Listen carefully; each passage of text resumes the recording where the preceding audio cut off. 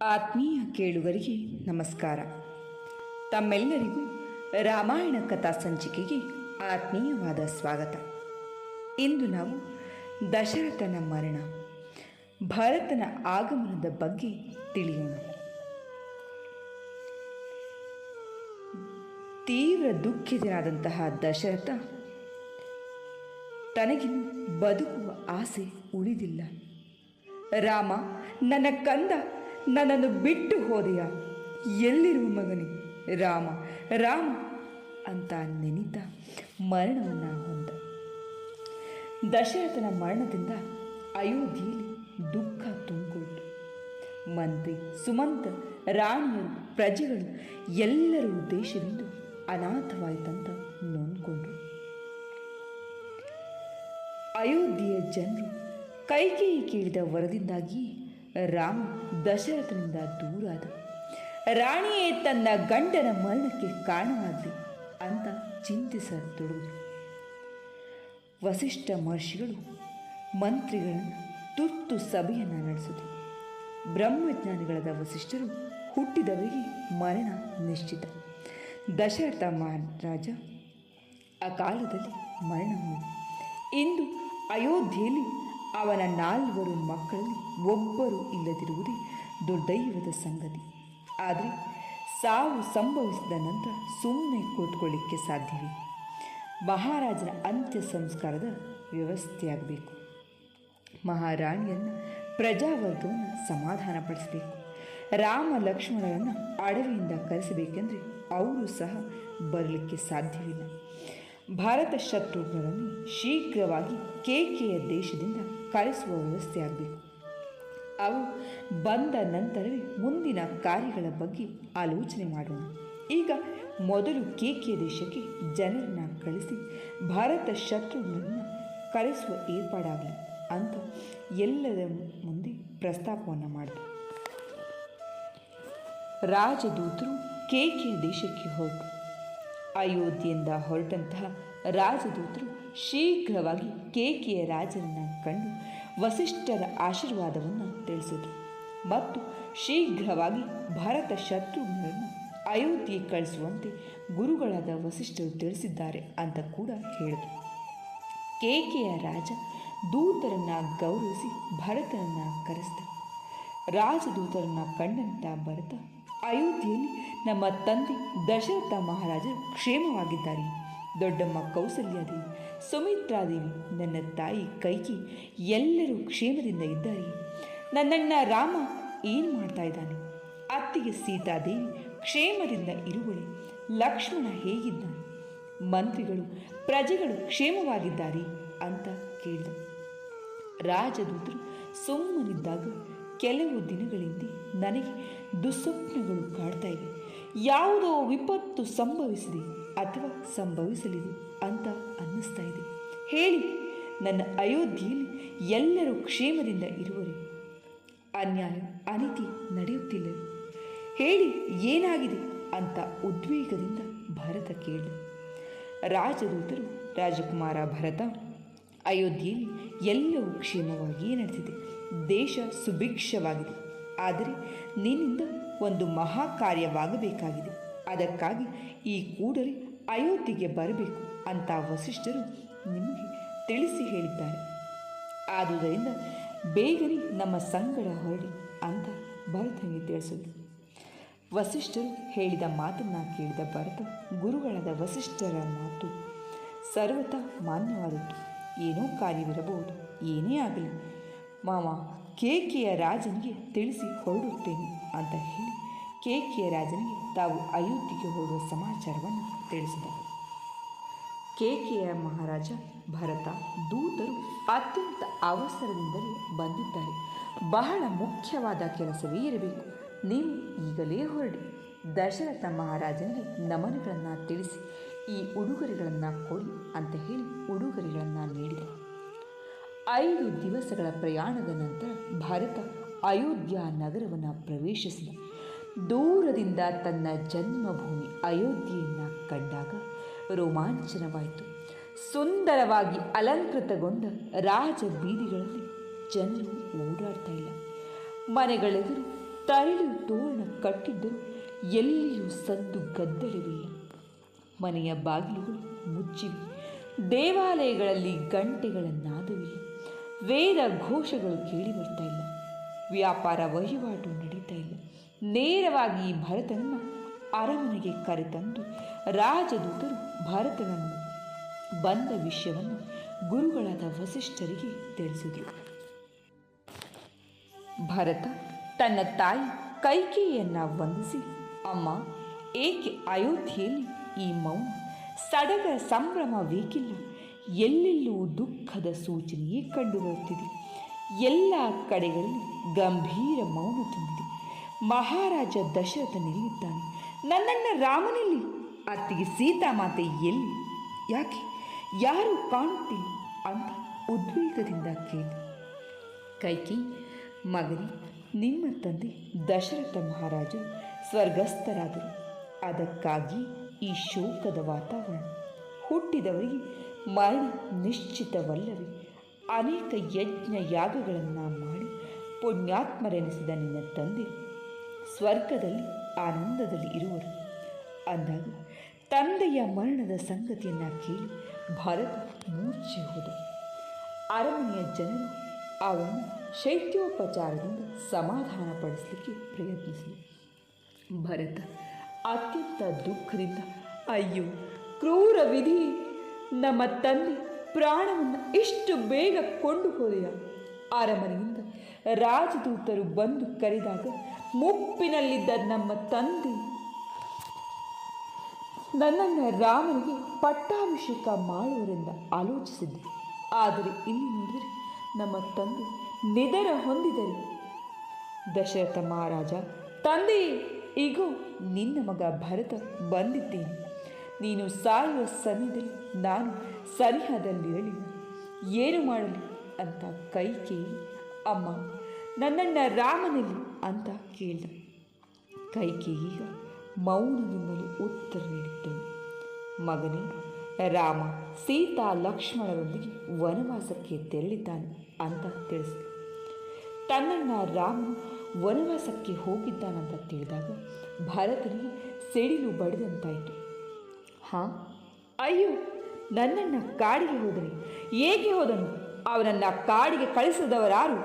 ಅಯೋಧ್ಯೆಯಲ್ಲಿ ಏನು ನಡೀತಾ ಇದೆ? ನಾನೇನನ್ನು ನೋಡುತ್ತಿದ್ದೇನೆ? ಅಮ್ಮ, ಇದೆಲ್ಲ ಏನಾಗುತ್ತಿದೆ ಅಂತ ಭರತ ದುಃಖದಿಂದ ಕಣ್ಣೀರಿದ್ದ ಕೈಕೇಯಿಯನ್ನು ಕೇಳಿದ. ಮಗನೇ, ಆತುರ ಪಡಬೇಡ. ಇದೆಲ್ಲವೂ ನಿನಗಾಗಿಯೇ. ನೀನು ಅಯೋಧ್ಯೆಯ ರಾಜನಾಗಬೇಕು ಅಂತ ನಾನು ಬಯಸಿರುವೆ. ಅದರಂತೆ ರಾಮನು 14 ವರ್ಷ ವನವಾಸಕ್ಕೆ ಹೋಗಬೇಕೆಂದು ನಾನು ವರವನ್ನು ಕೇಳಿದೆ. ಮಗನೇ, ಅವರೆಲ್ಲರಿಗಾಗಿ ನೀನು ಚಿಂತಿಸಬೇಡ. ಈ ರಾಜ್ಯವು ನಿನ್ನದು. ನೀನು ಸಮಾಧಾನ ಪಟ್ಟು ರಾಜನಾಗು. ಈಗ ಮೊದಲು ಮರಣ ಹೊಂದಿದ ತಂದೆಯವರ ಅಂತ್ಯ ಸಂಸ್ಕಾರವನ್ನು ನೆರವೇರಿಸು. ಅನಂತರ ನಿನ್ನ ಪಟ್ಟಾಭಿಷೇಕ ನಡೆಯುವುದು. ದುಃಖಿಸಬೇಡ ಅಂತ ಕೈಕೇಯಿ ಮಗನಿಗೆ ಎಲ್ಲ ವಿಷಯವನ್ನು ತಿಳಿಸಿದಳು. ಭರತನೀಗ ಕೈಕೇಯಿಯ ಮಾತುಗಳನ್ನು ಕೇಳಿದಾಗ ಕೋಪದಿಂದ ಕುದಿದು ಹೋದಂತಾಯಿತು. ಭರತನಿಗೆ ತಾಯಿ ಕೈಕೇಯಿಯ ನುಡಿಯನ್ನು ಕೇಳಿದಾಗ ಮೈಮೇಲೆ ಬೆಂಕಿ ಸುರಿದಂತಾಯಿತು. ಎಲೆ ಪಾಪಿ, ನಿನ್ನನ್ನು ತಾಯಿಯೆಂದು ಹೇಳಿಕೊಳ್ಳಲು ನನಗೆ ಅಸಹ್ಯವಾಗುತ್ತಿದೆ. ವಂಶದಲ್ಲಿಯೇ ಹಿರಿಯವನಾದ ಅಣ್ಣ ರಾಮನನ್ನು ಕಾಡಿಗೆ ಕಳುಹಿಸಿದೆ. ಧರ್ಮಾತ್ಮ ಸತ್ಯನಿಷ್ಠನಾದ ತಂದೆಯ ಮರಣಕ್ಕೆ ಕಾರಣನಾದೆ. ರಾಮನ್ ನಿನಗೆ ಮಾಡಿದ ಅಪಚಾರವಾದರೂ ಏನು? ಅಣ್ಣ ತಮ್ಮಂದಿರಲ್ಲಿ ಇದ್ದ ಸ್ನೇಹವನ್ನು ಹಾಳು ಮಾಡಿ ದ್ವೇಷ ಬೆಳೆಸಲು ಪ್ರಯತ್ನಿಸಿದೆ. ಪರಂಪರೆಯಿಂದ ತಂದೆಯ ನಂತರದಲ್ಲಿ ಅಣ್ಣ ರಾಮನೇ ರಾಜನಾಗುವುದು ನಿನಗೆ ಸರಿ ಬರಲಿಲ್ಲವೇ? ನಿನಗೆ ಸರಿ ಎನಿಸಿದ್ದನ್ನು ಮಾಡಿ ಬಲಾತ್ಕಾರವಾಗಿ ನನ್ನನ್ನು ಸಿಂಹಾಸನದಲ್ಲಿ ಕುಳ್ಳಿಸಲು ನೀನು ಪ್ರಯತ್ನ ಮಾಡಿರಬಹುದು. ಆದರೆ ನಾನು ಒಪ್ಪಿಕೊಳ್ಳುವೆ ಅಂತ ಭಾವಿಸಿದಾದರೂ ಹೇಗೆ? ಪಾಪಿ ಅಂತ ಖಡ್ಗವನ್ನು ತೆಗೆದು ಕೈಕೇಯಿಯನ್ನು ಕೊಲ್ಲಿಕ್ಕೆ ಮುಂದಾದ. ಗುರುಗಳಾದ ವಸಿಷ್ಠರು ಭರತನನ್ನು ಶಾಂತಿಪಡಿಸುತ್ತಾ, ಭರತ ರಾಜಕುಮಾರ, ಸಿಟ್ಟಿನ ಭರದಲ್ಲಿ ತಾಯಿಯನ್ನು ಕೊಲ್ಲಲು ಮುಂದಾಗುವುದು ಸರಿಯೇ? ಈಗ ನೀನು ಮಾಡಬೇಕಾದ ಕಾರ್ಯಗಳು ಬಹಳವೇ. ನೀನು ಈ ರೀತಿ ಆವೇಶ ಪಡಬೇಡ ಅಂದು. ಭರತ, ಗುರುದೇವ ತಾಯಿ ಬಯಸಿದಳೆಂದು ನಾನು ಅಣ್ಣನ ಬದಲಿಗೆ ಸಿಂಹಾಸನವನ್ನೇರುವುದು ಸರಿ. ನಾನು ಅಣ್ಣನ ಸಲಹೆಯಂತೆ ಕಾರ್ಯ ಮಾಡಬೇಕಾದವನು. ಪ್ರಜೆಗಳ ಹಿತವನ್ನು ಗಮನಿಸಿ ಆಡಳಿತದ ಜವಾಬ್ದಾರಿಯನ್ನು ನೋಡಿಕೊಳ್ಳಬೇಕಾದುದು ಅಣ್ಣ ರಾಮನ ಕೆಲಸವಲ್ಲವೇ ಅಂತ ಹೇಳಿದ. ಅಯೋಧ್ಯೆಯು ನಂದನ ವನದಂತಿತ್ತು, ಇಂದು ಸ್ಮಶಾನವಾಯಿತು. ತಂದೆಯನ್ನ ಕೇಳಿ ವರ ಪಡೆದು ನನಗೆ ರಾಜ್ಯಾಭಿಷೇಕ ಮಾಡುವೆಯ? ನಾನು ಅದನ್ನು ಸ್ವೀಕರಿಸುವೆನೆ. ಸರಿಯಾಗಿ ಕೇಳಿ, ನಿನ್ನ ಭ್ರಮೆಯಿಂದ ಹೊರಗೆ ಬಂದು ಕೇಳಿ. ರಾಮನಿಲ್ಲದ ಅಯೋಧ್ಯೆ ನನಗೆ ಬೇಡವೇ ಬೇಡ. ರಾಮನಿರದ ರಾಜ್ಯ ನನಗೆ ಬೇಡ. ನಾನೂ ಕಾಡಿಗೆ ಹೋಗುತ್ತೇನೆ. ತಾಯಂದಿರಾದ ಕೌಸಲ್ಯ ಸುಮಿತ್ರೆಯನ್ನು ಸಹ ಕರೆದುಕೊಂಡು ನಾನು ವನದಲ್ಲಿರುತ್ತೇನೆ. ಎಲ್ಲ ಪ್ರಜೆಗಳು ಸಹ ನನ್ನ ಸಂಗಡ ಬರುತ್ತಾರೆ. ಸ್ಮಶಾನವಾಗಿರುವ ಈ ಅರಮನೆಯಲ್ಲಿದ್ದು ರಾಕ್ಷಸಿಯಂತೆ ನೀನು ಆಡಿಕೊಂಡಿರು. ಇನ್ನೊಂದು ಕ್ಷಣ ನಾನಿಲ್ಲಿ ಇರಲಾರೆ ಅಂತ ಭರತ ಆ ಕ್ಷಣದಲ್ಲಿ ಅಡವಿಗೆ ಹೊರಲಿಕ್ಕೆ ಸಿದ್ಧನಾದ.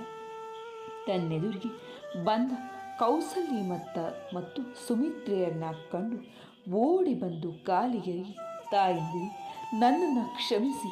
ಅಯೋಧ್ಯೆಯಿಂದ ಕೇಕೆಯ ದೇಶಕ್ಕೆ ಹೋದ ನನಗೆ ಇಲ್ಲಿನ ಯಾವ ವಿಷಯವೂ ತಿಳಿದಿಲ್ಲ. ನನ್ನ ತಾಯಿ ಮಾಡಿದ ಪಾಪ ಕಾರ್ಯದಿಂದ ಅನರ್ಥವಾದುದನ್ನು ಯಾರೂ ಕ್ಷಮಿಸಲು ಸಾಧ್ಯವಿಲ್ಲ. ಇದರಿಂದ ನನಗೆ ನಾಚಿಕೆಯಾಗಿದೆ.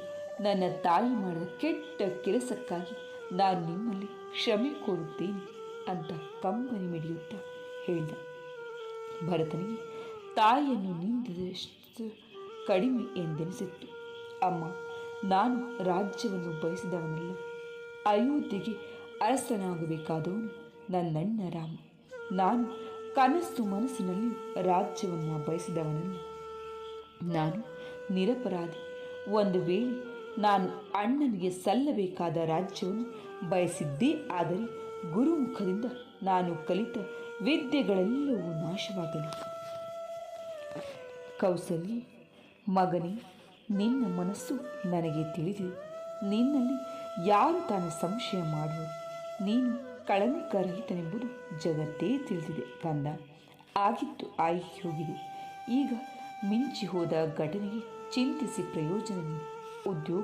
ಉದ್ವೇಗಕ್ಕೊಳಗಾಗಬೇಡ. ಆಗಿ ಹೋದ ಕಹಿ ಘಟನೆಯನ್ನು ಮರೆಯಲು ಪ್ರಯತ್ನಿಸು ಅಂತ ಸಮಾಧಾನವನ್ನು ಪಡಿಸಿದರು. ಆ ಸಮಯದಲ್ಲಿ ಗುರುಗಳಾದ ವಸಿಷ್ಠರು, ಭರತ, ನಿನ್ನ ಹೃದಯದಲ್ಲಿರುವ ಬೆಂಕಿಯಂಥ ದುಃಖ ನನಗೆ ಅರ್ಥವಾಗುತ್ತಿದೆ. ಆದರೆ ನಿನ್ನ ತಂದೆ ಮರಣ ಹೊಂದಿದ್ದಾನೆ. ಅವರ ಶವ ಸಂಸ್ಕಾರ ಮೊದಲಾದ ಕಾರ್ಯಗಳು ಆಗಬೇಕಾಗಿದೆ ಅಂತ ಸೂಚಿಸಿದರು. ವಸಿಷ್ಠರ ಸಲಹೆಯಂತೆ ಭರತ ದಶರಥ ರಾಜನ ಅಂತ್ಯ ಸಂಸ್ಕಾರದ ಕಾರ್ಯಗಳಲ್ಲಿ ತೊಡಗಿದ. ಎಣ್ಣೆಯ ಕೊಪ್ಪಗೆರೆಯಲ್ಲಿದ್ದ ದಶರಥನ ಶವವನ್ನು ಹೊರಗೆ ತೆಗೆದಾಗ ತಂದೆಯ ಮೃತದೇಹವನ್ನು ಕಂಡು ಭರತ ಮೂರ್ಛೆ ಹೊಂದಿದ. ಎಚ್ಚರನಾದ ನಂತರದಲ್ಲಿಯೂ ಸಹ ತಾನು ಅಜ್ಜನ ಮನೆಗೆ ಹೋಗಿ ಬರುವಷ್ಟರಲ್ಲಿ ಅಯೋಧ್ಯೆಯಲ್ಲಿ ಏನೆಲ್ಲ ನಡೆಯಿತು ಅಂತ ಚಿಂತಿಸಿದ. ಅವನ ಮನದಲ್ಲಿ ಕೈಕೇಯಿಯನ್ನ ಕುರಿತು ಸಿಟ್ಟೇ ಇತ್ತು. ಏನೂ ಮಾಡಲಾರದ ಸ್ಥಿತಿಯಲ್ಲಿ ಎಲ್ಲವನ್ನ ಸಹಿಸುತ್ತಿದ್ದ. ದಶರಥ ಮಹಾರಾಜ ಶವಯಾತ್ರೆಯಲ್ಲಿ ವಿವಿಧ ದೇಶಗಳ ರಾಜರು, ಮಾಂಡಲಿಕರು, ರಾಜದೂತರು, ಪ್ರಜೆಗಳು ಭಾಗವಹಿಸಿದ್ದರು. ಅಯೋಧ್ಯೆಯ ರಾಜ ಬೀದಿಯ ಇಕ್ಕೆಲೆಗಳಲ್ಲಿ ಜನರು ಕಣ್ಣೀರು ಸೂಸುತ್ತಾ ನಿಂತು ಅಂತಿಮ ವಿದಾಯವನ್ನು ಹೇಳಿದರು. ದಶರಥ ಮಹಾರಾಜನ ಮರಣದ 14 ದಿನಗಳ ನಂತರದಲ್ಲಿ ಭರತ ಮಂತ್ರಿಗಳನ್ನು, ಆಸ್ಥಾನಿಕರನ್ನು ಕರೆದು ಸಭೆ ನಡೆಸಿದ. ವಸಿಷ್ಠ ಮಹರ್ಷಿಗಳು ಸಭಾ ಸದಸ್ಯರಲ್ಲಿ ಆಶೀರ್ವದಿಸುತ್ತಾ ಭರತ ಹೀಗೆ ಹೇಳಿದ: ರಾಜಕುಮಾರನಾದ ನಾನು, ಮಹರ್ಷಿಗಳೇ, ಸಭಾಸದರಿ, ಗುರುಗಳು ಈಗಾಗಲೇ ಅಯೋಧ್ಯೆಯ ಸಿಂಹಾಸನವನ್ನು ನನಗೆ ವಹಿಸಿದ್ದಾರೆ. ಆದರೆ ನಮ್ಮ ಸಂಸ್ಕೃತಿಯಲ್ಲಿ ತಂದೆಯ ನಿಧನವಾದಾಗ ಅವರ ಹಿರಿಯ ಮಗ ಸಿಂಹಾಸನವನ್ನೇರುವುದು ಸಂಪ್ರದಾಯ. ನಾನು ಎಂದೂ ಅಧಿಕಾರವನ್ನು ಬಯಸಿದವನಲ್ಲ. ನಾನು ಅಣ್ಣನಲ್ಲಿರುವವರಿಗೆ ಹೋಗಿ ಅವನನ್ನು ಪುನಃ ಅಯೋಧ್ಯೆಗೆ ಕರೆತಂದು ಅವನ ರಾಜ್ಯವನ್ನು ಅವನಿಗೆ ಒಪ್ಪಬಯಸಿದ್ದೇನೆ. ಇದಕ್ಕೆ ನಿಮ್ಮೆಲ್ಲರ ಒಪ್ಪಿಗೆ ಇದೆ ಎಂದು ಭಾವಿಸಿದ್ದೇನೆ ಅಂತ ಎಲ್ಲರಿಗೂ ವಂದನೆಯನ್ನು ಸಲ್ಲಿಸಿದ. ಆ ಕ್ಷಣದಲ್ಲಿ ರಾಜ ಪರಿವಾರವು ಅಡವಿಗೆ ಹೋಗಲು ಅನುಕೂಲವಾಗುವಂತೆ ದಾರಿಯನ್ನು ನಿರ್ಮಿಸುವಂತಹ ಜನರನ್ನು ಮುಂದೆ ಕಳಿಸುವ ಏರ್ಪಾಡು ಮಾಡಲಾಯಿತು. ಭರತ ತಾಯಿಯಂದಿರೊಂದಿಗೆ ಹೊರಟಾಗ ಅಯೋಧ್ಯೆಯ ವಾಸಿಗಳು ತಾವೂ ಸಹ ರಾಮನನ್ನು ನೋಡಲು ಬಯಸಿ ಅವರನ್ನು ಅನುಸರಿಸಿದರು. ಇಲ್ಲಿಗೆ ಇಂದಿನ ರಾಮಾಯಣದ ಸಂಚಿಕೆ ಮುಕ್ತಾಯವಾಗಿದೆ. ಕೇಳಿದ್ದಕ್ಕೆ ಧನ್ಯವಾದ. ಆತ್ಮೀಯರೇ, ಅದೆಷ್ಟೇ ಒತ್ತಾಯವಾಗಿ ಬಲಾತ್ಕಾರದಿಂದ ನಾವು ಯಾವುದೇ ಕೆಲಸವನ್ನು ಯಾರಿಗೆ ಒಪ್ಪಿಸಿದೆ ಆದಲ್ಲಿ ಅಥವಾ ಯಾರಿಗೆ ಸಲ್ಲಬೇಕಂತ ಹೇಳಿ ಹೋರಾಡಿದ್ದೇ ಆಗಿದ್ದಲ್ಲಿ ಅದು ಎಂದಿಗೂ ಸಲ್ಲೋದಿಲ್ಲ. ಕೈಕೇಯಿ ಎಷ್ಟೆಲ್ಲ ಪ್ರಯತ್ನವನ್ನು ಮಾಡಿ ರಾಮನನ್ನು ಕಾಡಿಗೆ ಕಳಿಸಿದ್ದಾಯಿತು. ಆದರೆ ಭರತ ರಾಜ್ಯವನ್ನು ಒಪ್ಪಿಕೊಂಡ ಇಲ್ಲ. ಹಾಗಿದ್ರೆ ಕೈಕೇಯಿಯ ಪ್ರಯತ್ನ ಎಲ್ಲವೂ ವ್ಯರ್ಥವೇ ಆಗಿತ್ತು. ಯಾಕಂದರೆ ಉದ್ದೇಶ ಒಳ್ಳೆಯದಿದ್ದಲ್ಲಿ ಅವಶ್ಯವಾಗಿ ಅದು ಸಾಕಾರವಾಗುವುದು. ಉದ್ದೇಶ ಸ್ವಾರ್ಥದಿಂದ ಇದ್ದಾಗ ಆ ಕೆಲಸ ಎಷ್ಟರ ಮಟ್ಟಿಗೆ ಫಲಿತಾಂಶವನ್ನು ಉತ್ತಮವಾಗಿ ನೀಡಲಿಕ್ಕೆ ಸಾಧ್ಯ.